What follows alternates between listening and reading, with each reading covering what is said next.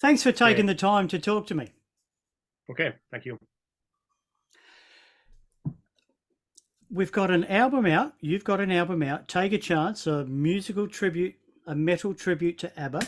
How did all that come about? Did you Lay All Your Love on Me and thought, well, that went well, we'll do some more? Or was there always a plan to do a full album? I think we got the final idea after we released Lay All Your Love on Me. We have got so much good response from that song. So we started to wonder, why not making more? Because many fans contacted me and asked the same question. Also, our record label even asked me. Yeah, so we just decided to do it because it was so fun. Do it the first single back then. So it was also fun to do more. You don't need any more reasons. Fun is the only reason you need. No, that's right. How did you go picking the songs? There's a few that I would have expected, there's a few that I didn't expect. How did you go picking those? Whose choice was it? And did you record more and cut some out of the final album? How was that decision made? Well, I chose the songs, and I'm glad that all band members agreed with that selection, so we didn't have to fight. It was clear that the songs were good for us. I didn't want to make a hit collection, not another ABBA code or something with just big hits. No. I wanted to include something else too, some unknown songs and some songs which are not so typical ABBA songs, because the hit songs are usually happy and uplifting, that kind of songs. But there's also the other side of ABBA music, the more dramatic and sad side of ABBA music. It was maybe on their latest albums, like Visitors. There's some really dark songs there. So I wanted to pick up something more dramatic music also, and my own favorites. And that's why there's The Day Before You Came, which is almost like a musical kind of song. And also Head Over Heels, which is one of my favorites. So there's a kind of combination of big hits and some less known songs. Yeah, I was going to ask you about The Day Before You Came. That's one of the songs that I sort of didn't expect on there, but I'm glad that you did it. It is pretty dark. It's an unusual song in that obviously her life changes the next day, but she's talking about her very almost mundane day, and it really paints a picture, that song. You can really see her on the train reading the newspaper and stopping for Chinese food on the way home. It really paints a picture, that one. So I'm glad that you picked that one. Any other songs that have got sort of stories like that you included that you wanted to talk about? Not really so much stories, but I agree with The Day Before You Came. The original version is really emotional. It's really touching. I think it's the last song ABBA ever recorded. If I right remember, it's the last song they recorded. Right. Okay. And I must admit that I was a little concerned first that is Capri able to make it, because the original song is so full of emotion, and she was able to do it. She's so amazing singer.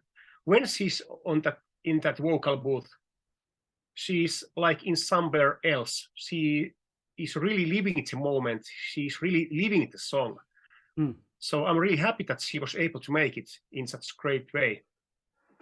She did a great job on all the songs on this album. It really stands out how well she did.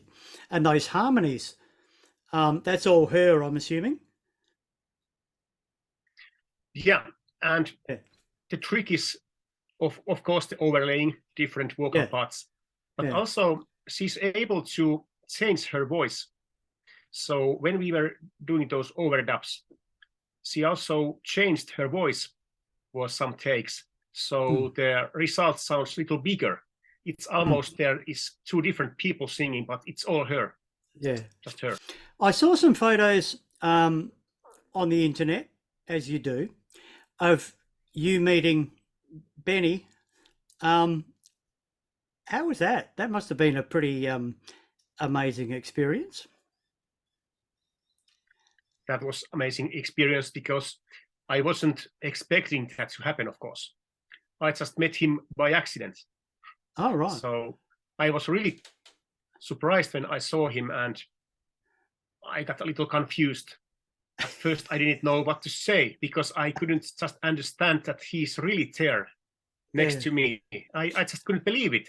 So it took me maybe 5-10 seconds to really realize that it's really him. It's not just a person who looks like him, it's really him. So it took me some time to clear my head, and then I got my mouth open, and I told him I'm a big fan of his and I wanted to take a picture with him. And in fact, I said, I'm going to your studio. Can you give me directions because I'm lost? I'm assuming he was a big influence on you growing up? Yeah, of course. And I've learned a lot of things from his playing and his way of arranging music, especially. So also the gear he uses is those old synthesizers of 70s and 80s. I think I found the whole thing with synthesizers because of him. Before I really started to listen to ABBA, I just used those modern digital keyboards, and I didn't appreciate those old things, which are so marvelous. But after I was really started to listen to ABBA, I realized that sound is made by analog old synthesizers and not with modern digital stuff. That was really breakthrough in my whole sound design, because you can't really make sounds, those old sounds, with new keyboards. You need really old stuff, old gear.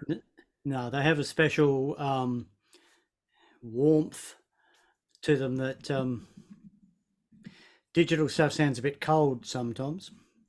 But that's true. I'm old school as well, so I approve.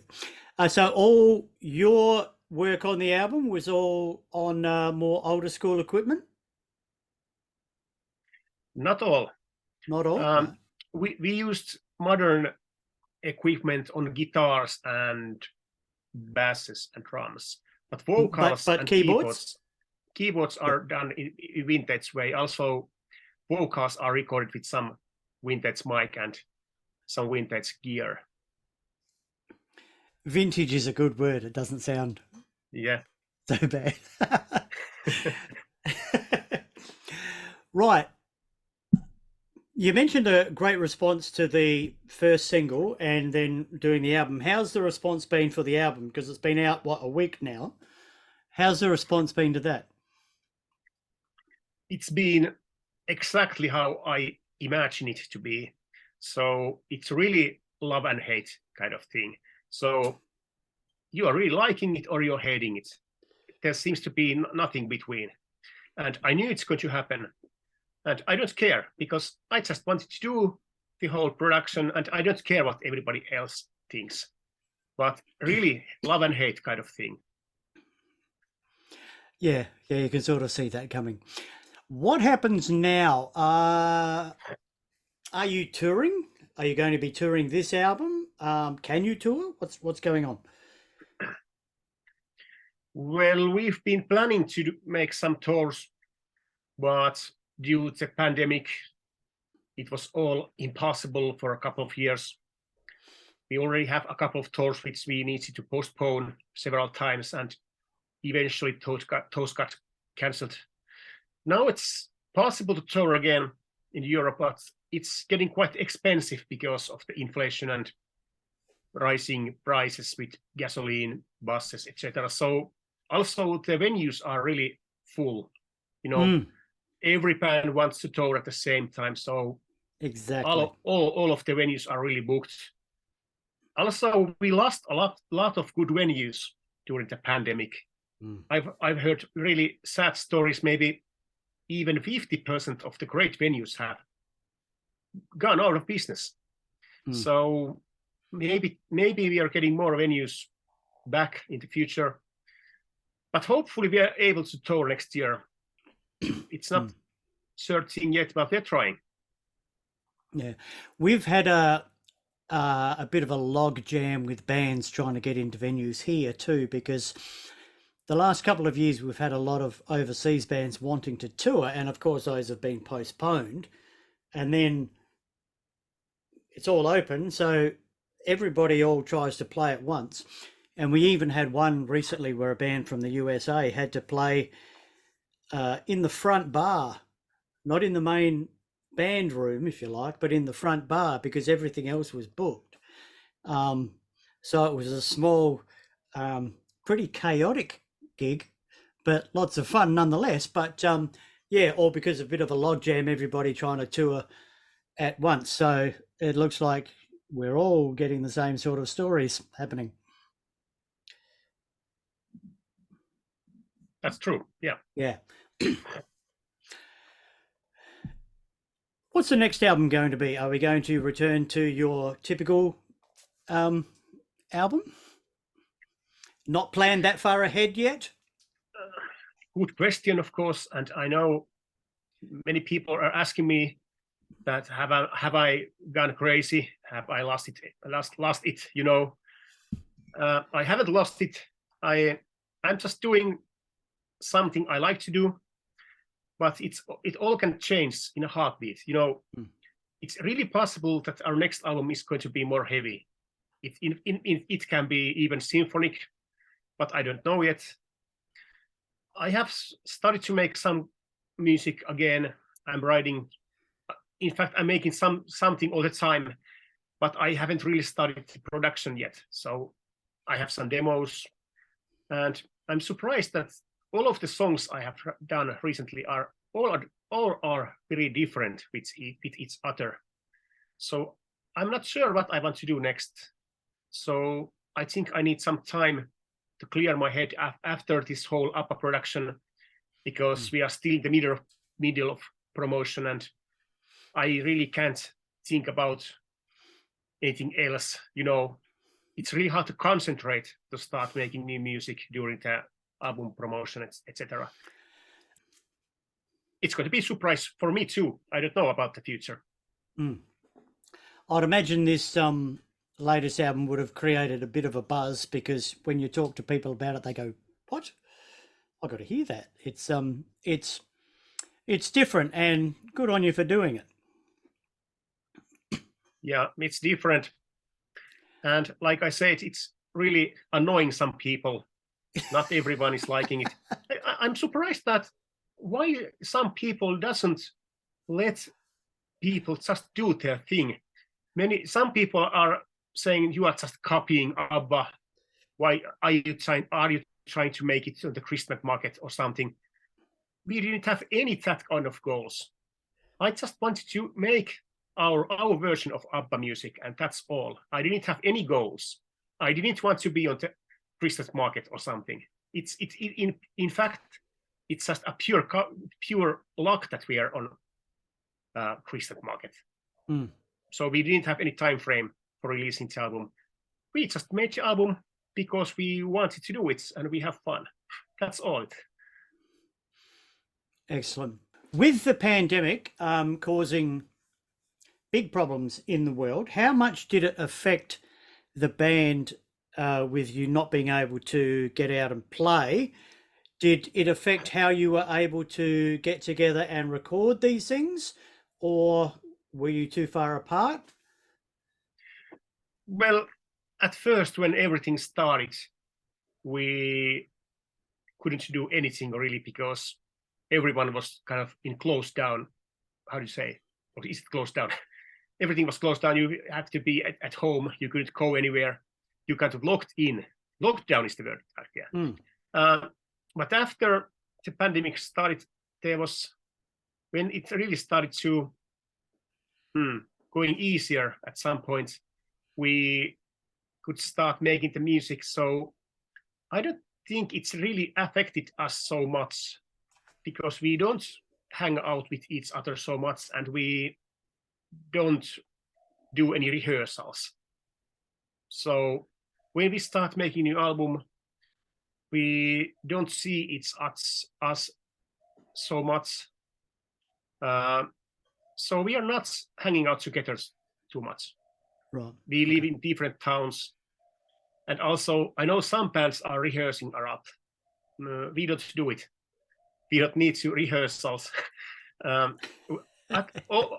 Only when we have some break, like 6 months or 1 year, and we are going to do some shows, then we are going to make one rehearsal. We only do it once because we all know how to play. We just need to see each other, and we play the set list a couple of times. That's it. We don't rehearsal. Have you got another band project on the side, or is this your only venture?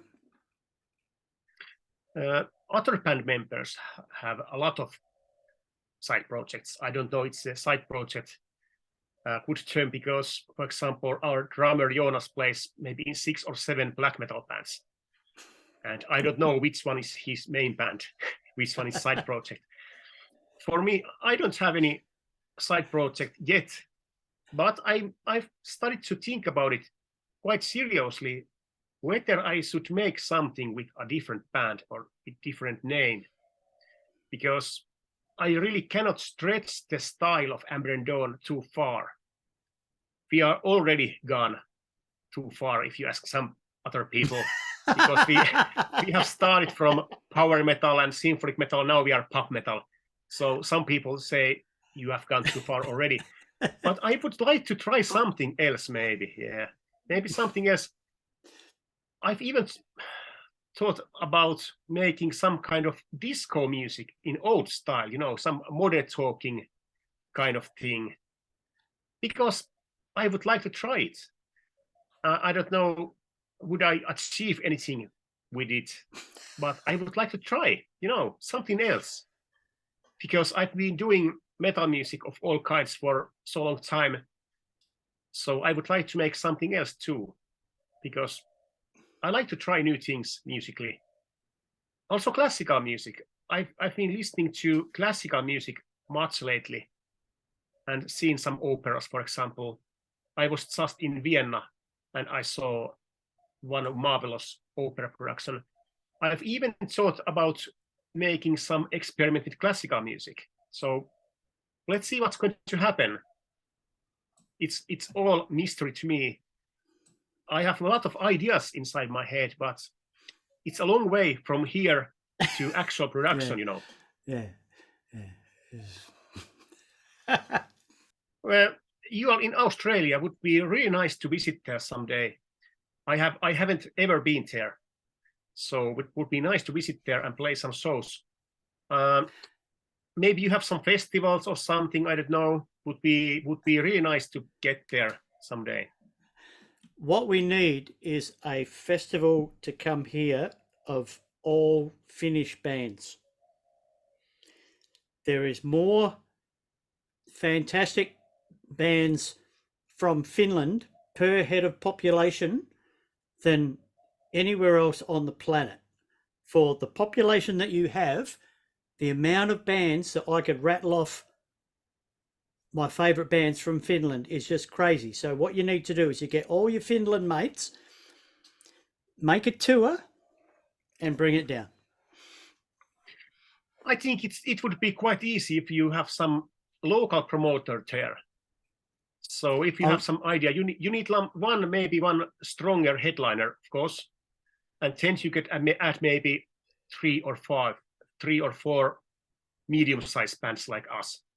So then I think it would be possible. Maybe combination of 4 bands with one stronger headliner. I think it might be financially possible. Finnish Fest. Yeah, let's do it. You can be the promoter, or you can be the guy who starts it all. Do you know any promoters there? You can talk about it.